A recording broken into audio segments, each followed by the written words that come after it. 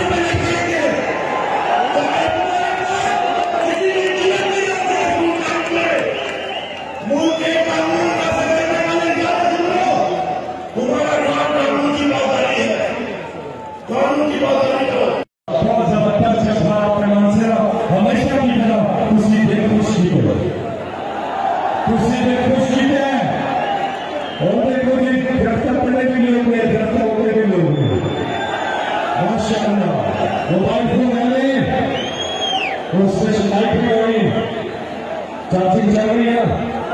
वैसे मोबाइल से लगा आप ज्यादा चार्ज से, जब मोबाइल फोन लगाए उसकी पत्नी ऑन करें, सारे लाइट्स ऑफ करें।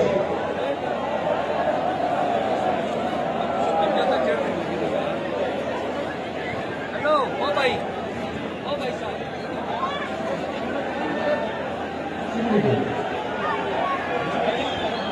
साहब, जान उठा है सोना।